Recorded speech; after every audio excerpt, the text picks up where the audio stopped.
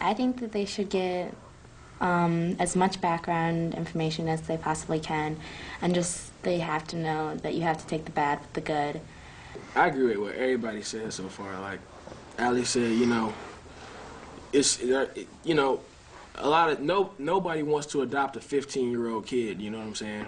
Because well, maybe this kid might have problems or whatever like that. But everybody in here got a different age child. You know, like ours was 16, theirs was like 5 or whatever. So you can get a problem child at wherever age. So you can't. As much background and information that you can get is still not enough, because you can have a child and not know until it's born it's got Down syndrome. Right. So I think it's the same thing with adoption. It's not, I wouldn't say it's a gamble, but it's definitely a risk. Just like, you know, having a baby. Right. I think it's a good point. I also think it's an important point that you made, that it's not necessarily the age, but because young kids who've had lots of bad beginnings can have as many problems as older kids. And yeah. So I think you really have to look at what happened to them prior to them coming into the adoption. Try to get a lot of information. I'd probably say, yeah, get information, meet the kid. And for kids, don't assume anything, because that's what I did, and it was totally the opposite. To the kids, I would tell them to keep communication open with the parents, you know, to understand exactly what's going on. And I would also tell them not to have expectations of how this child is going to act, because they don't know. And through the adoption, they should continue to talk to them and tell them how they're feeling so that the parents know, because a lot of times kids won't say anything, and then the parents don't know, so the parents can't focus on them because they're so focused on the disruptive child. And so they need to let their parents know at all times what's going on. And if they have any questions, they always need to talk to them about it. To the kids, just have patience for them. It sometimes takes a long time.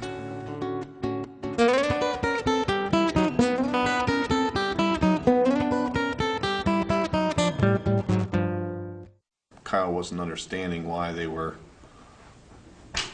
so off the wall in their behavior. So we did tell Kyle pretty much everything that had happened to them, because we felt he was pretty responsible and that it would help him in the long run, and it really has. What were some of the things that you had to explain or share that maybe were difficult? Or just the type of abuse that they have been through, and what, you know, would make them act the way they are, why they do the things they do, and even just Devin and Kyle just aggravate the heck out of each other, you know, just little things as far as so he can get attention, he does this to you, or just the big things, you know, the controlling and the lying, you know, that's a protective thing she does. I know it drives you crazy, but, you know, I mean, we really went into, I think, pretty great detail with him about exactly what happened to them and why. I think so. Oh, go ahead. He was able to handle it, but I think it's a lot for a kid to handle that isn't familiar with that. Right. I also think that some things that, quote, normal kids act out playing with their siblings would spark a sexual behavior from. Trigger things that normally they could do. So Kyle would, you know, run up and say, you know, kiss my butt or something, you know, and Devin he would. Devin would just. Yeah, then he goes, you know, up into. Yeah, be careful what you say, not, you know. And if there are any issues that anybody had sexual issues, we can talk about those too, because I think those often don't get talked about, and they present, you know, quite a dilemma for families that get a kid who's kind of sexually active or sexualized or sexual in nature. I think Devin really struggles with it. It's part of his real core of his problem. He thinks about these things, and he can't verbalize it. And it does make him even crazy to have the thoughts that he has himself. So. We basically were trying to think about the sharing aspect of it. Because of his place in the adoption, a younger son and older son, he'd be in the middle. You know, just talking to our older son about, look, you know, you can be a good example. You've always been good in school. The youngest son the same. You guys are pretty good in school. Let's help somebody that needs some help. One of the things that we still struggle today with trying to get across with Jessica and Stephanie, not even get to some degree, is all the attention that we've had to give, you know, after we've taken, you know, Kid and Kristen in. We didn't know what to tell Jessica and Stephanie. We just said, you know, they're younger, they'll probably require a little bit more attention, but at the time we didn't think anything of it. But then after they came into the house and we saw that it wasn't just a little or not even a lot, it was, you know, more than what we had. And I think even now, Jessica and Stephanie, I don't think they're still over that. We told them what we knew in the beginning, and because they were older teens, you know, we said, what do you think about us adopting? And, you know, they were all for it. You know, to have younger siblings was fine. Stephanie said she thought it would be fun to have somebody else around. It was kind of a no big deal issue. But as we learned everything about the kids and the damage that had been done, we shared everything we knew. I mean, the first, you know, we had 2 Barbie dream houses, and they ended up with 16 Barbies and 2 Kens, but Ken was always naked with about 5 naked Barbies. It was hard when we're trying to teach Jessica and Stephanie that sex outside of marriage is wrong, and Ken's in the hot tub with 5 naked Barbies. And so, yeah, it got a little confusing.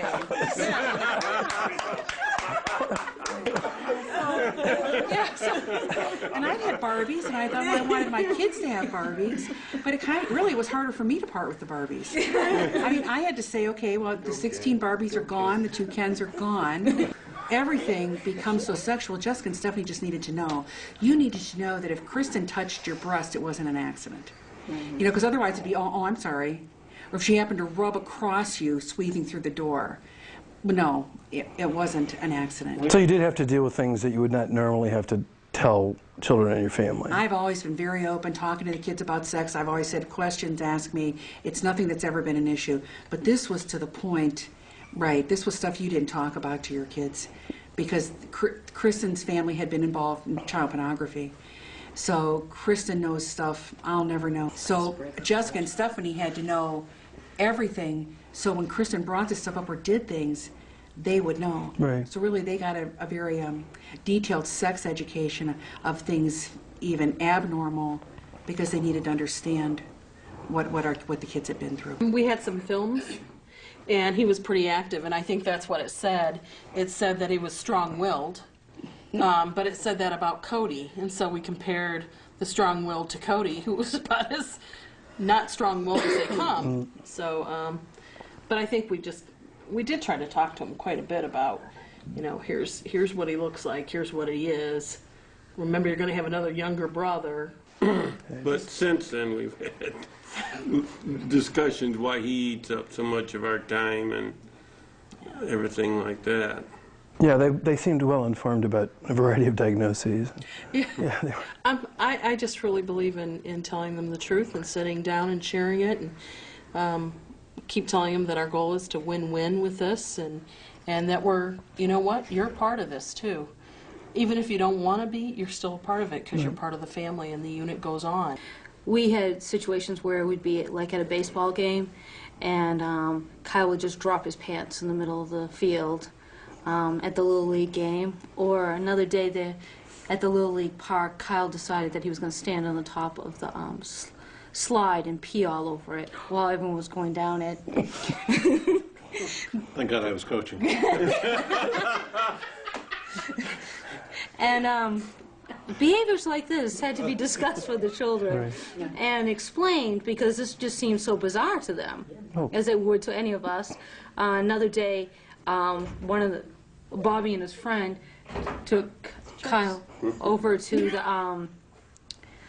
the fair at the park, and there were 2 porta potties right there. So Kyle dropped his pants between the 2 porta potties and started peeing everywhere and swinging himself everywhere around with these 2 boys standing there who were absolutely mortified. And so they came running back to the house totally panicked. So these kind of things have led us to have very lengthy discussions about things that my children probably didn't really think much of before then. Part of the things that we communicated to the kids, though, was also to get them to empathize more, you know, so that, you know, they would have greater patience, greater tolerance.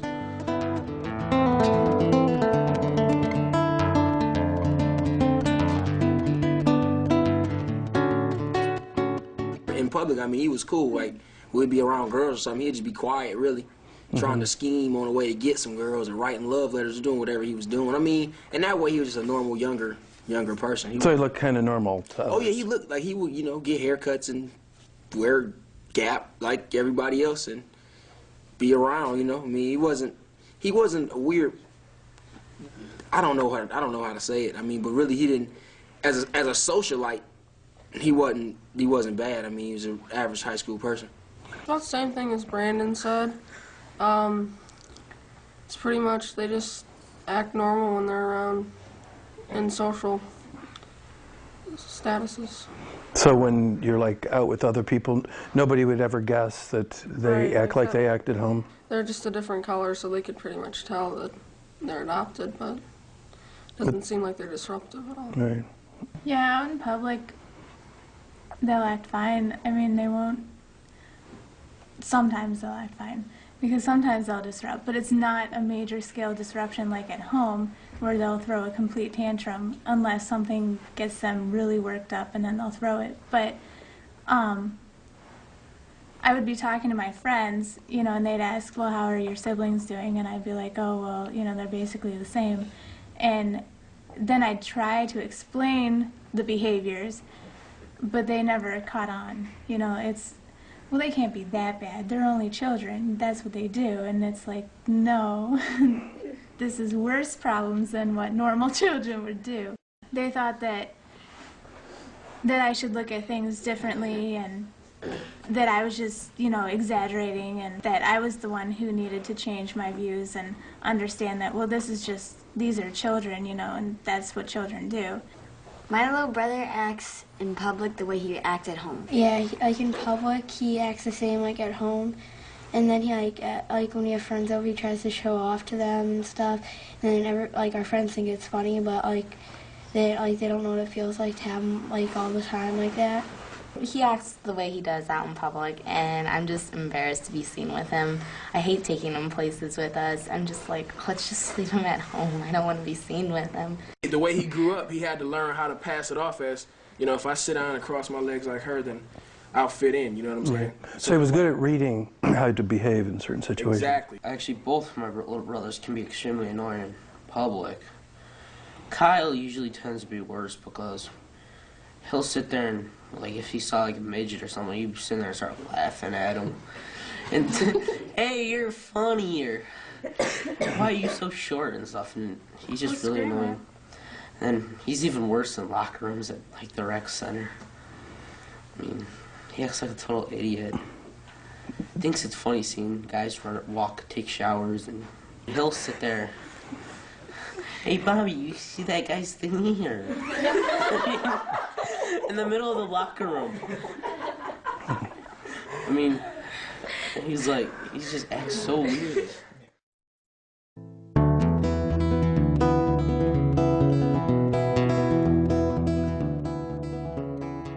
I'd probably say one of the most positive things was we got a bigger house. I mean, because we had a real small house before and we had to put an addition on, but that's probably about all that I really gained positively from it. Knowing that you gave everything you can out of not even having to, just because you wanted to help somebody, even if it doesn't turn out right, you know that, hey, I'm a good person. I didn't have anybody to play with, and now I do. It's positive in that way. It's also they're slowly getting better, so maybe one day our family can come close to normal again. I think it's been a positive experience just in the fact that it opens your eyes to other issues that are out there. You know, because, I don't know, like in school, in my French class, my French teacher would always talk about students who would, you know, trash the desks, you know, write on them and all that kind of stuff, and that it was the parents' fault because the parents didn't care about their children or anything like that. And bringing in disruptive children who we tried to help as much as possible, let me see that, no, that's not always the case. That you do have parents who actually try to help and do whatever they can, and this child, in their own mind, doesn't want to follow it and chooses not to do what the parents want. And so it just opens your eyes to the fact that it's not always the parents that are causing the problem, it's the child himself. I think a positive experience for me is that this has made me become a stronger person. I look at Chase and see what a horrible past he's had with his foster mom, and then I look at my past and I think, wow, I was really lucky to have a foster mom as good as I did, and she treated me good and she like gave me like food and all that, unlike Chase where he grew up in a whole different situation. We found a way to occupy our time with making the best out of the situation, and so I guess that's good. You learn how to work with what you got. We've opened a line of communication to a kid that had a disturbed past that's now knows that there are some people on this planet that do care about him. And even though the system didn't give him all that he needed, all while he was growing up, he was in a bunch of different foster homes. He finally came to our home as his last actual place.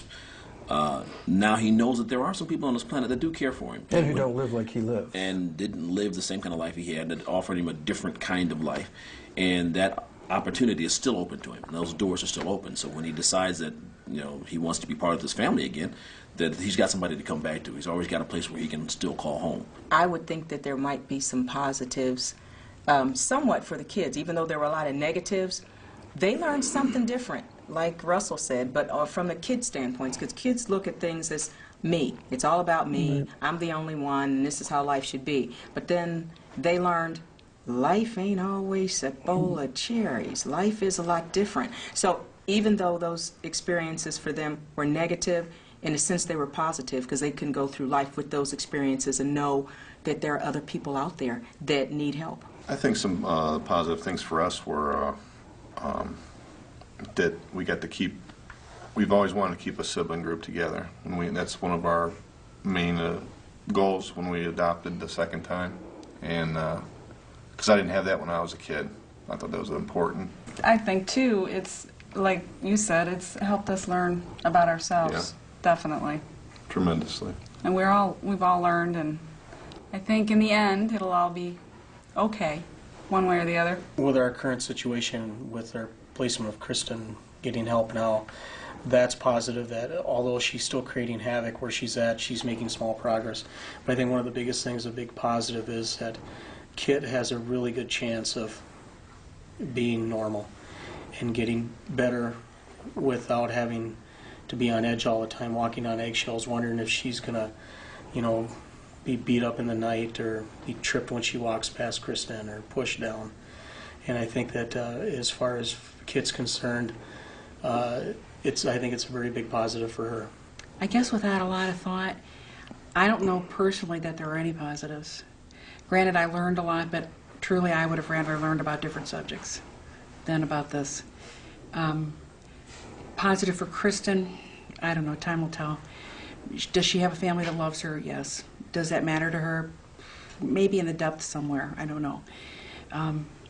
Positive for our other 3 kids that are adopted. Well, yeah. I mean, I think there's all kinds of good things there. And with Kit being a biological sibling to Kristen, and Kit does have a better chance because she had less damage. She had less time in the biological family to be damaged and less time in care, in foster care. Yeah, I pray that she can be a whole person. And I really used to think that meant being strong and independent and probably going to college and making a good living and taking care of yourself, with them being all daughters. Really, I think it means getting through high school, not doing drugs, getting pregnant, and maybe working full-time at McDonald's. You know, I would applaud her like she had made $1 zillion. Mm-hmm. You know, their backgrounds are so different that we just changed all expectations. Clearly the first positive, we've given 4 kids really hope in a world that they might have been lost in. And ultimately it's going to depend upon the decisions they make as adults. But clearly we have given them a foundation, and we have given them and are giving them a foundation from which to succeed in life, and which they might not otherwise have. And that's an incredibly joyful experience. I think one of the main positives is that we've taught our children by what they've seen through our lives that you just persevere. And I think in our society too many people give up and bag out. And our kids have learned that we're not the type that are ever going to give up. And hopefully that'll be something that they will take on in the real world. I think both of the kids, all of the kids have learned compassion. And that doesn't come naturally to people. So they've learned, because of what's happened at home, that there are people that just don't have life as good, and that they can do something, even at a young age, to reach out to others. Furthering my faith in God and truly believing that this little boy was sent here to us for a reason, and also a lot more acceptance on my part. I've been a very I like to control everything, control my life, control the issues, and letting go of that and learning to let go and accepting Chase for who he is and seeing there's really a neat kid in there. If we can get him out, and if we can't, what he is will be what he is. Positive, I hope that my other children will learn what their mother and dad can go through to maybe help them when they get older, when they become parents, what it takes to be a family, how far sometimes a mother and dad has to go. Maybe when one of the older kids might have trouble down the road, that they'll know that their mother and dad will go to great lengths to help every member of the family.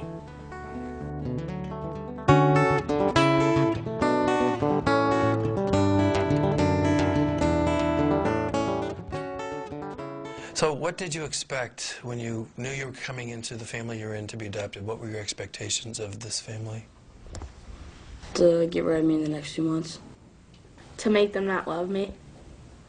And why didn't you want them to love you? What were you afraid of about that part? I would love them back, and then they would turn me down. They would put me back in foster care or something. When I was in foster care, my mom had another kid, my little sister, and to be with her for a little bit. Why don't you just talk about some of the things that you did when you came into the family that would make your siblings aggravated with you or make it difficult to live with you? Well, I would just aggravate them by doing things that I know that they wouldn't like to do. I would just try to get their friends not to like them, or I would annoy them and embarrass them in front of their friends, or in public I would embarrass them. Right. And would you say you did most of these things on purpose? Yeah. I just moved in, so I didn't know anything about them, or I didn't have any friends there, and I was just trying to get them to pay more attention to me. And you thought if you aggravated them, they would pay more attention to you? Yeah. And what about your tantrums? Yeah, I also did that. And how long would they last? Forever, seen. Like 4 or 5 hours? Yeah. And you were doing what during the tantrums? Screaming stuff, hitting stuff. Sometimes hitting people. So it wouldn't be very fun to live with you when you were that way? No. No. I cussed, I kicked, I hit, I screamed, said I hated them, and ran out the door and down the road. So did you want to aggravate them on purpose? Yeah. Why do you think you wanted to do that? Because I was either angry at them or I was jealous or something. Mm-hmm. And how many foster homes were you in before you came to your adoptive home? 11. And you were how old when you were adopted? 10. I was at my birth family, then I went to my grandma, and she died, so I went to a foster home, and then for about 3 years, and then I went to my adoptive home. So I'm going to ask you about some of the bad things that have happened in your life. If you don't, you can share what you want. You don't need to share what you don't want. Just want people to kind of understand how the kinds of problems you guys have had, how they get started. So whatever you're comfortable sharing is fine. Well, when you first said that, the first thing that came to my mind was, when my mom got upset with me, she would hit me with a board or throw me downstairs with like, they were like brick, and leave me down there for a couple weeks or a couple days without eating. Like in the basement? Yeah. Mm. That's been pretty scary. Yes. Still to this day, I'm like scared of bugs sometimes and rats and stuff because that's the morale down there crawling all over me and stuff. Mm. I was neglected. I was not fed for ever. The Christmas presents that I got were taken back for drug money, and the birthday gifts and all that stuff. The money my grandpa gave my mom to buy food, she spent it on drugs and beer. So this was in your birth home? Yes. So do you think those kinds of things had anything to do with how you acted when you came into your adoptive homes? Yes. Yes. How? I probably because when I first moved in, I had so much fighting, physical temper things because of what I learned in my birth family. I learned that I did know that hitting was wrong, but there was so much of it, I was becoming to think that it was right, and it made you feel loved. Bobby? Well, I think that the stuff that we did with our biological home, like hitting, and you have to do things to get things. You have to do things wrong to get things that you want or need.